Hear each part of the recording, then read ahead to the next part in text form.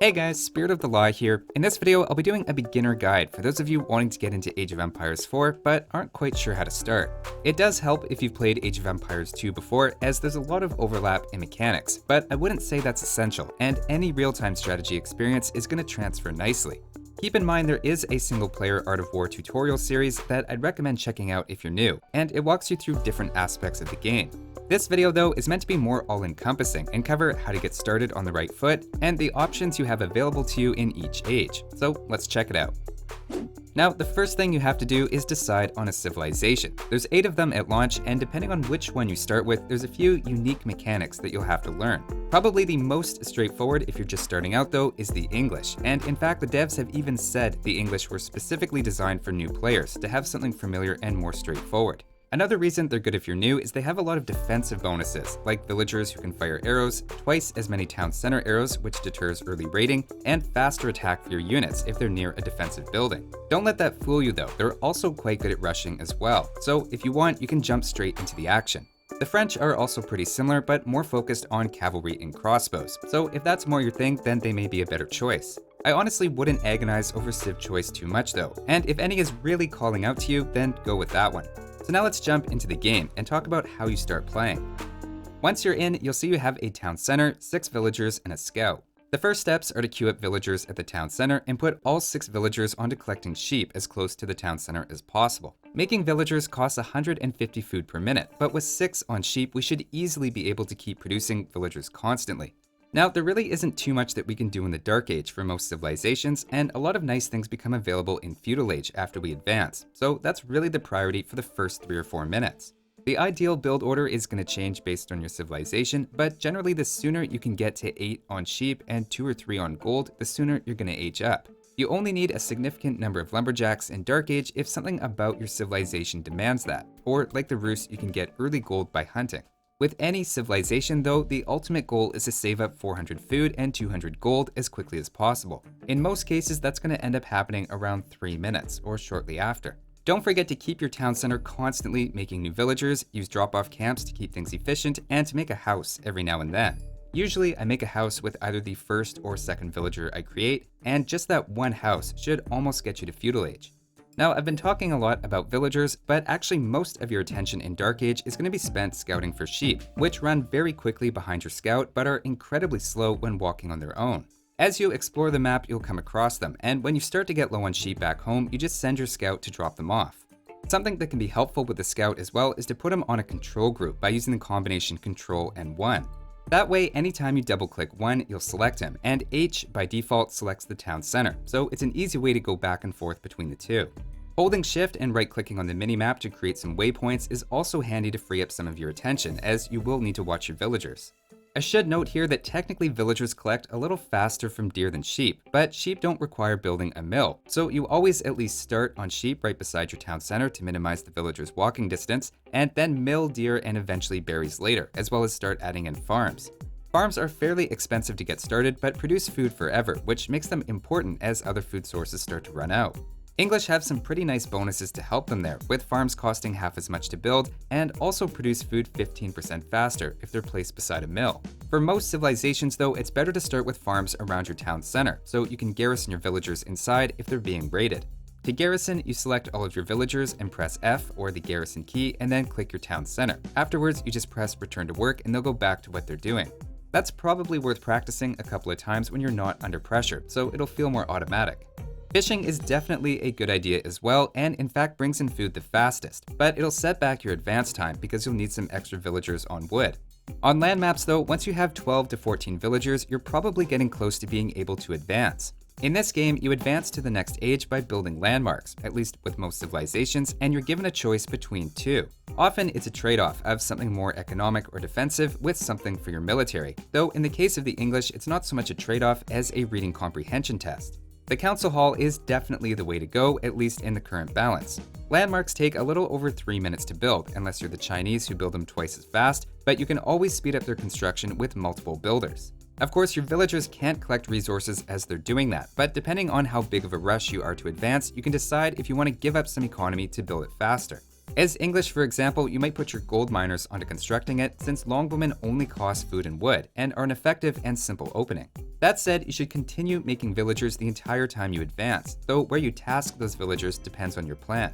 It's always a good idea ahead of time to familiarize yourself with your civilization's units and see what resources you're going to need. Gold is useful for a lot of important upgrades and is needed for a handful of early units, but a lot of these standard early units like horsemen, spears, and archers just take food and wood. But now that we've reached the Feudal Age, things are going to get a lot more interesting. I'll be referencing quite a bit to the English tech tree, and keep in mind some units are accessed earlier or later by other civilizations. The French and Rus, for example, get knights in the Feudal Age, so while it's a mostly shared tech tree, things are unlocked at different points to create some civilization identity. But now let's go through the different buildings and unit types to give you a sense of your options. Starting with the barracks, you have the spearman line, which is good against cavalry and not much else, as well as the men-at-arms line, which is more heavily armored and has higher attack, but is significantly slower and more expensive. Similarly, at the archery range, you have two main lines. The archer, which has a bonus against light melee infantry like spears, and the crossbow line, which does +6 against heavy units like the men-at-arms, knights, and lancers. This formal distinction between light and heavy units is one that didn't exist in Age of Empires 2, and there was never a unit that did bonus damage to knights, but not light cavalry, for example, though it is a pretty easy concept to pick up. And finally, at the stable, you have a similar distinction, with horsemen being good at raiding and having a bonus against archers, and the knight line, which is slower and more expensive, but much stronger. You can make scouts as well, and for some civilizations, having a few of those early on can make sense, but they're by far the weakest of the cavalry units. Notice there's a pretty sharp distinction in Feudal between the goldless units, which could be described as light, and the gold units, which you could call heavy or armored.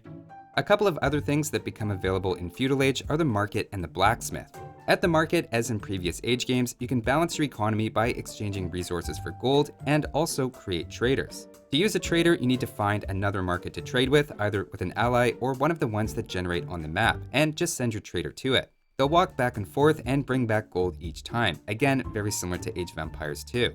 Keep in mind, they're kind of easy to raid, so it's a bit of a gamble early on, especially if there's a lot of enemy horsemen around. Something you could do to give yourself some protection though is to build walls. For most civilizations, there's two types: the cheap wooden palisade walls, which are useful in the early game to delay incoming raids, and the other is the stone wall, which you can add towers to and put units on top of. Stone walls can't be attacked by non-siege units, which makes them pretty imposing. Other defensive options at this stage include garrisoning in your town center to fire extra arrows, or you could make outposts, which fire an arrow for each unit garrisoned inside of them and offer a bit of protection from raids. Now, a good way to attack walls, and any building for that matter, is by using rams, though they're a little tricky to figure out at first, and there's a roundabout way you need to get to them. One of the feudal buildings you unlock is the blacksmith, where you can upgrade the attack and armor of your units, as well as research siege engineering. Once you have that tech, it allows your infantry and archers to build battering rams and siege towers in the field. Rams are quite costly and take a long time to build, but deal pretty insane damage to buildings. Now, at first, needing an extra tech and time to build them might seem like an annoying extra step and not worth the effort, but it avoids having to build a forward siege workshop or send your battering rams across the map, so arguably it even has some advantages. On the other hand, if you're more of an economically focused player, then rather than investing everything into your military, you could also add in extra town centers, which is possible as early as Feudal Age for 400 wood and 300 stone. Villagers pay for themselves very quickly, and having 2 or 3 times as many town centers will obviously lead to a big advantage later, if you can get away with it. Obviously, it depends on context, but a rule I like to follow is to aim for getting 80 or 90 villagers before stopping production. That's less than I like to end with in Age of Empires 2, for example, but villagers in Age of Empires 4 collect noticeably faster. Also, one last note about Feudal Age is to think about your upgrades. One that I highly recommend in early to mid-feudal is to pick up Wheelbarrow at the mill, which lets your villagers carry 5 more of any resource and move faster. It's 150 gold, so you need to save up for it, but it's a great technology. Other than that, the main thing to think about is where your resources are coming from and which ecotechs will apply best to those. If you want a quick way to check your economic buildings, you can press F2, and all the ones you've built will be grouped together and listed. You can then just cycle through them and check which upgrades you can afford and seem useful in your situation. As a similar tip, F1 does the identical thing except for military buildings and groups any of the ones that you've built. This is especially useful in the late game, where you can easily have tons of military buildings scattered around the map. So that's Feudal Age, where you're usually establishing your economy and getting in some early raids to put pressure on your opponent. Now let's jump ahead and take a look at the Castle Age. Of course, you age up the same way again with the landmark, and for the English, you get a choice between a free town center or a free keep. Again, you can see another economic versus military trade-off happening. Keeps are the strongest defensive building, and usually cost 800 stone, plus whatever you want to pay in add-ons to improve it. Being able to make keeps is one of the immediate advantages in Castle Age, and another is the ability to upgrade your existing units. For example, the Castle Age upgrade to Longbowmen adds 2 attack, 2 range, and 10 HP. If you're making a lot of Longbowmen, that's definitely worth picking up. You also get access to 2 new buildings. The first is the Monastery, which creates monks. They can be used to heal, collect relics to generate a trickle of gold inside your monastery, capture holy sites, which also generate gold and can be a victory condition, or monks can even convert units en masse if they're holding a relic. There is a countdown on that, so it doesn't work instantly, but if you see the big circle and it's not your color, either get out of there quickly or focus down the monk in the center. There's really nothing worse than losing expensive units and then also having to fight them a minute later. The other new building in Castle Age is the Siege Workshop. There's a handful of unique variations across different civs, but siege units really come down to one of 3 categories. The first is the Springald, which I think of as a type of sniper unit. It has bonus damage against siege and fires 1 really powerful bolt, making it good at taking out specific siege targets. The second is the Mangonel, which deals damage to an area, so it's best used against bunched up groups of units, though it can also do a bit of work against buildings.